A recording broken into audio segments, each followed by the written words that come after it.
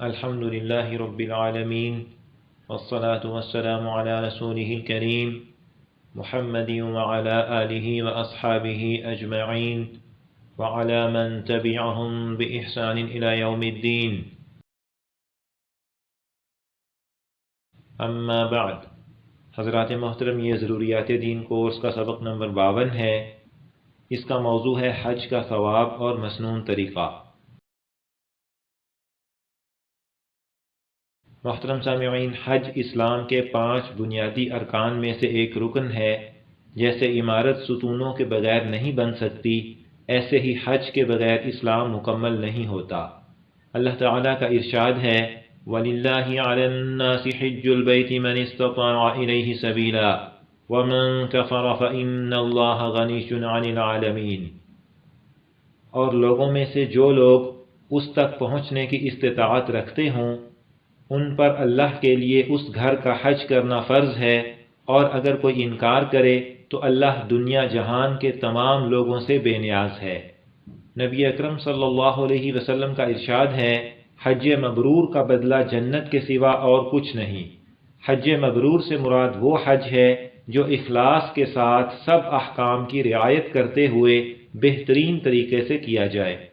ام المؤمنین حضرت عائشہ رضی اللہ عنہا نے نبی اکرم صلی اللہ علیہ وسلم سے عرض کیا، یا رسول اللہ، ہم جہاد کو سب سے افضل عمل سمجھتی ہیں، کیا ہم بھی نہ جہاد کریں؟ تو آپ صلی اللہ علیہ وسلم نے فرمایا، نہیں، تمہارے لیے سب سے افضل جہاد حج مبرور ہے۔ اس حدیث سے معلوم ہوا کہ خواتین کا جہاد حج مبرور ہے۔ نبی اکرم صلی اللہ علیہ وسلم کا ارشاد ہے جس نے اللہ کے لیے حج کیا اور کوئی بے حیائی کا کام نہ کیا اور کوئی گناہ بھی نہ کیا تو وہ اس دن کی طرح گناہوں سے پاک ہو کر لوٹے گا جس دن اس کی والدہ نے اسے جنا تھا۔ حضور اکرم صلی اللہ علیہ وسلم کا ارشاد ہے اللہ کے راستے کا غازی اور حاجی اور عمرہ کرنے والا اللہ کے مہمان ہیں۔ اللہ نے انہیں بلایا تو انہوں نے اس کی دعوت قبول کی، اور یہ اللہ سے مانگیں تو اللہ انہیں دیتا ہے۔ محترم سامعین، اب یہ سمجھیے کہ حج کس پر فرض ہے۔ جس مسلمان عاقل، بالغ، آزاد، غیر معذور کی ملکیت میں حج کی درخواستیں وصول کیے جانے کے وقت اس کی بنیادی ضروریات سے زائد اتنا مال ہو جس سے مکہ آنے جانے اور وہاں کے قیام کا خرچ پورا ہو، اور واپسی تک اپنے ان اہل و عیال کے خرچ کا بھی انتظام ہو جن کا نان و نفقہ اس کے ذمہ واجب ہے، اور راستہ بھی امن والا ہو، اور حکومت کی طرف سے بھی کوئی رکاوٹ نہ ہو، تو ایسے ہر مسلمان پر زندگی میں ایک دفعہ حج کرنا فرض ہے۔ اور عورت کے لیے یہ بھی ضروری ہے کہ وہ عدت میں نہ ہو اور اس کے پاس ساتھ جانے والے محرم کا بھی خرچ ہو، یا وہ محرم اپنے خرچ پر ساتھ جائے۔ مذکورہ بالا تفصیل کے مطابق اگر صرف عمرہ کرنے کا خرچ ہو تو زندگی میں ایک بار عمرہ کرنا سنت مؤکدہ ہوگا۔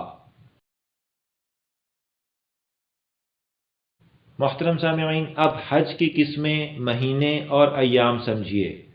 حج کی 3 قسمیں ہیں۔ نمبر 1، حج افراد، یعنی صرف حج کرنا بغیر عمرے کے۔ نمبر 2، حج تمتع، یعنی حج کے مہینوں میں عمرہ اور حج دونوں الگ الگ احرام سے کرنا۔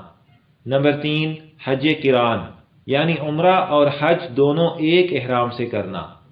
حج کے مہینے شوال، ذی قعدہ اور ذی الحجہ کے پہلے 10 دن ہیں۔ انہیں اشہر حج بھی کہتے ہیں۔ حج کے 5 دن ہیں، 8 ذی الحجہ سے لے کر 12 ذی الحجہ تک۔ 8 ذی الحجہ کو یوم ترویہ، 9 کو یوم عرفہ، اور 10 تا 12 ذی الحجہ کو ایام نحر یعنی قربانی کے دن کہتے ہیں۔ حج تمتع چونکہ آسان ہے اور عموماً یہی حج کیا جاتا ہے، لہذا یہاں صرف حج تمتع کا طریقہ سمجھایا جاتا ہے۔ حج تمتع میں پہلے عمرہ کیا جاتا ہے۔ عمرے کا طریقہ سبق نمبر 51 میں تفصیل سے بیان ہو چکا ہے۔ عمرہ مکمل ہونے پر احرام کی پابندیاں ختم ہو گئیں۔ اب غسل کر کے کپڑے پہنیں، خوشبو لگائیں اور گھر کی طرح رہیں۔ البتہ حرم کی پابندیاں اب بھی باقی ہیں، ان پر عمل کریں۔ اب آپ 8 ذی الحجہ تک مکہ میں قیام کریں گے۔ ان دنوں کی قدر کیجیے، اور مکہ مکرمہ کی سب سے افضل عبادت بیت اللہ کا طواف زیادہ سے زیادہ کریں۔ ہر طواف کے بعد 2 رکعت واجب مقام ابراہیم کے قریب ادا کریں۔ نفلی طواف جو عمرے کے بغیر کیا جاتا ہے اس میں اجتباع اور رمل نہیں ہوگا، اور اس کے بعد صفا مروہ کی سعی بھی نہیں ہوگی۔ مکہ مکرمہ کے قیام کے دوران نفل عمرہ بھی کر سکتے ہیں۔ حج کا پہلا دن 8 ذی الحجہ۔ 8 ذی الحجہ سے پہلی رات کو حج شروع کرنے اور مینا جانے کی تیاری مکمل کر لیں۔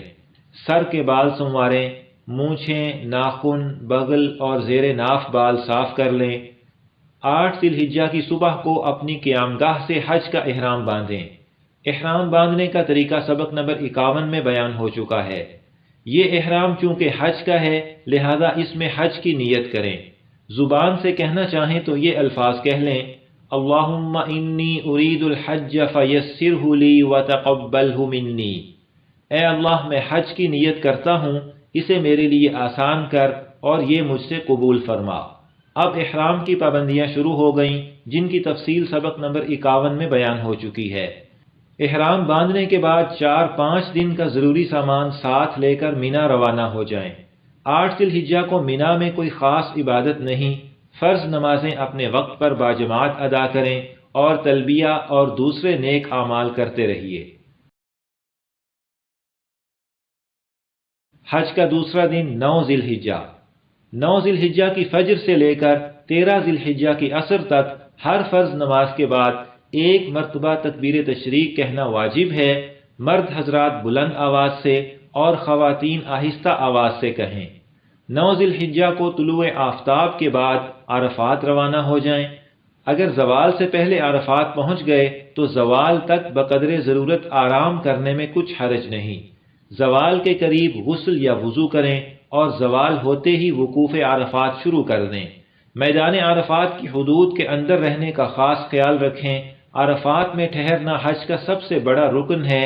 اس دوران تلبیہ پڑھتے رہیں، دعا اور توبہ کرتے رہیں۔ وقوف عرفات کھڑے ہو کر کرنا بہتر ہے اور بیٹھ کر بھی جائز ہے۔ عرفات کی مسجد نمرہ کے امام بعض دفعہ مسافر نہ ہونے کے باوجود نماز قصر کرتے ہیں جو کہ حنفیہ کے نزدیک درست نہیں، لہٰذا آپ ظہر کی نماز ظہر کے وقت میں اور عصر کی نماز عصر کے وقت میں اذان اور اقامت کے ساتھ الگ باجماعت ادا کریں۔ غروب آفتاب کے بعد مغرب کی نماز پڑھے بغیر مزدلفہ روانہ ہو جائیے۔ مزدلفہ میں مغرب اور عشاء کی نماز ملا کر عشاء کے وقت میں ادا کریں۔ دونوں نمازوں کے لیے صرف 1 اذان اور 1 اقامت کہیے۔ پہلے مغرب کے فرض باجماعت ادا کریں، پھر تکبیر تشریق اور تلبیہ پڑھیں اور اس کے فوراً بعد عشاء کے فرض باجماعت ادا کریں، پھر مغرب کی 2 سنت، پھر عشاء کی 2 سنت اور 3 وتر پڑھیں۔ اور نفل پڑھنے کا اختیار ہے۔ یہ بڑی مبارک رات ہے، اس میں زیادہ سے زیادہ تلبیہ، ذکر، تلاوت اور دعا کا اہتمام کریں۔ حج کا تیسرا دن 10 ذی الحجہ۔ صبح صادق ہونے پر اذان کہیں اور فجر کی نماز اول وقت باجماعت ادا کریں اور سورج نکلنے کے قریب تک ٹھہرے رہیں۔ ذکر اور دعا میں مشغول رہیں۔ مستحب ہے کہ جمرہ عقبہ کی رمی کے لیے چنے کے دانے کے برابر 7 کنکریاں یہیں مزدلفہ سے اٹھا لیں۔ جب سورج نکلنے کا وقت بالکل قریب آ جائے تو مینا روانہ ہو جائیں۔ راستے میں ایک جگہ وادی محصر آئے گی، یہاں ابرہہ کا لشکر ہلاک ہوا تھا، یہاں سے سر جھکائے اللہ تعالیٰ کے عذاب سے ڈرتے ہوئے تیزی سے نکل جائیں۔ مینا پہنچ کر سب سے پہلے جمرہ عقبہ کی رمی کریں۔ آج 10 ذی الحجہ کو صرف اسی ایک جمرہ کی رمی کی جاتی ہے۔ 7 کنکریاں ہاتھ میں لے کر جائیں اور ستون سے کچھ فاصلے پر اس طرح کھڑے ہو جائیں کہ مینا آپ کے دائیں طرف اور مکہ بائیں جانب ہو۔ دائیں ہاتھ کے انگوٹھے اور شہادت کی انگلی سے پکڑ کر ایک ایک کنکری ستون کے نیچے کے حصے پر مارتے جائیے۔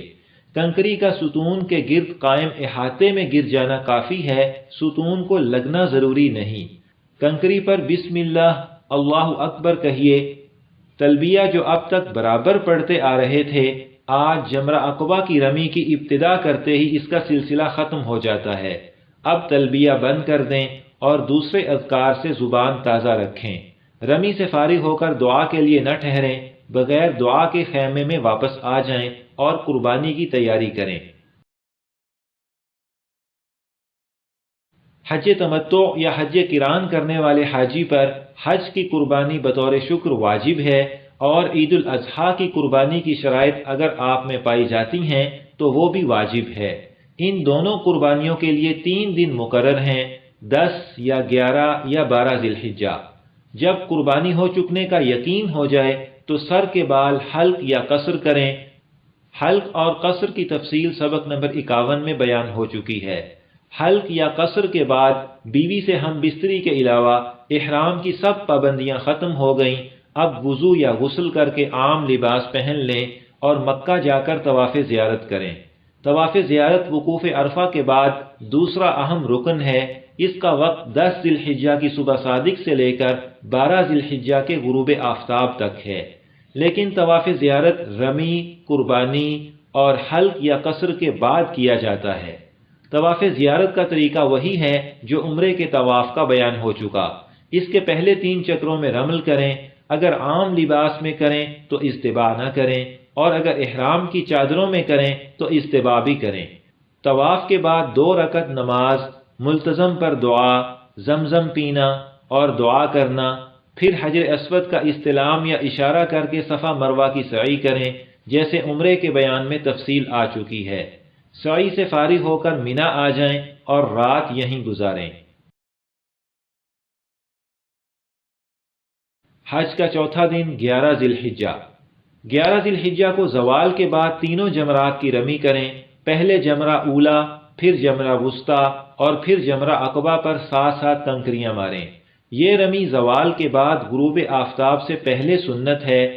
جمرہ اولا اور جمرہ وسطیٰ کی رمی سے فارغ ہو کر ذرا آگے بڑھ کر ایک طرف ہو کر قبلہ رو کھڑے ہو کر دعا مانگیں، لیکن جمرہ عقبہ کی رمی کے بعد دعا نہیں ہے، بغیر دعا واپس آ جائیں۔